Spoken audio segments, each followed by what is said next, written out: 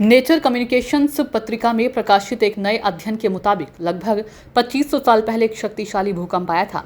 इसकी तीव्रता 7 और 8 के बीच थी।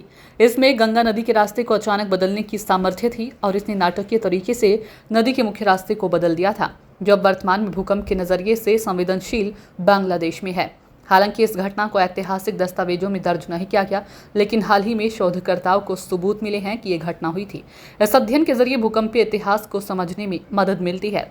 शोधकर्ताओं ने 2018 में गंगा नदी के मुख्य मार्ग के क्षेत्र की खोज करते हुए बांग्लादेश में भूकंप के परिणाम स्वरूप बनी आकृतियों सीस्माइट को देखा था।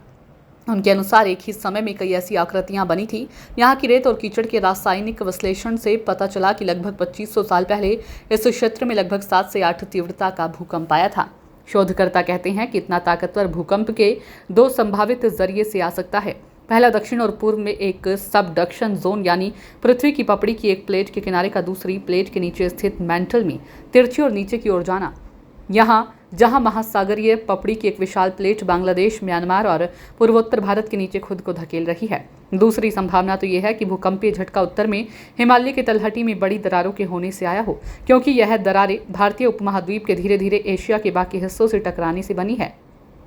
इस वजह से ही वक्त के साथ हिमालय ऊंचा होता जा रहा है। कोलंबिया क्लाइमेट स्कूल, यूएस के लामॉन्ट डोहर्टी अर्थ ऑब्जर्वेटरी के भूभौतिकीविद और अध्ययन के सहलेखक माइकल स्टेकलर के नेतृत्व में 2016 में किए गए एक अध्ययन से पता चला कि ये क्षेत्र तनाव पैदा कर रहे हैं और 2500 साल पहले आए भूकंप के बराबर भूकंप पैदा कर सकते हैं। अध्ययन में अनुमान लगाया गया है कि अगर आधुनिक समय में ऐसा हुआ होता तो करीब 14 करोड़ लोगों पर असर पड़ता। दुनिया भर के वैज्ञानिकों ने नई नदियों के मार्गों में बदलावों को उन्मूलन कहा जाता है। इनमें से कुछ भूकंप की वजह से हुए थे। स्टेकलर ने कहा कि नदियों को अपना मार्ग बदलने में सालों या दशकों लग सकते हैं, लेकिन भूकंप की वजह से लगभग परंतु और तुरंत ही उन्मूलन हो सकता है। उनका कहना है कि मुझे नहीं लगता कि हमने कभी इतना बड़ा भूकंप कहीं देखा है।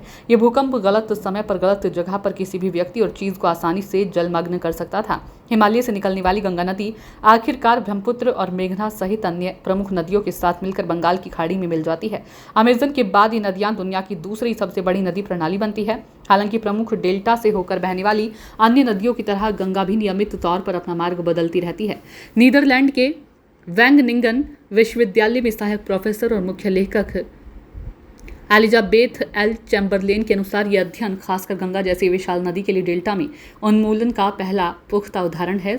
शोध दल ने उपग्रह की तस्वीरों का इस्तेमाल करते हुए बांग्लादेश की राजधानी ढाका से लगभग 100 किलोमीटर दक्षिण में गंगा नदी के पूर्व मुख्य मार्गों की खोज की।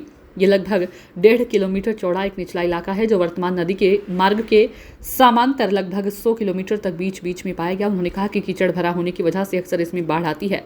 ब्यूरो रिपोर्ट, नई दिल्ली।